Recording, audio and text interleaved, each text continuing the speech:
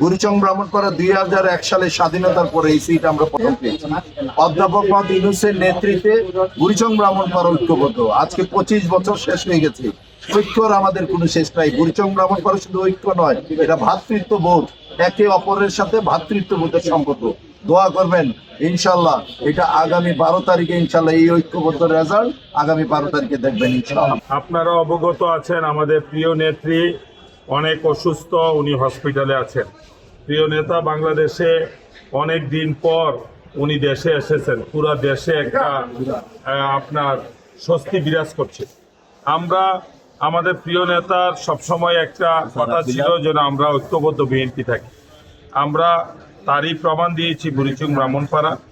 আমরা বিগত সময় বুড়িচং ব্রাহ্মণপাড়া বিএনপি ঐক্যবদ্ধ ছিল, এখনো ঐক্যবদ্ধ। আমরা আমাদের মধ্যে একটা আমরা সুন্দরভাবে আমরা আমাদের বিএনপিকে বিজয় করার জন্য আমরা আমাদের সকল নেতাকর্মীরা আজকে ঐক্যবদ্ধ আছি।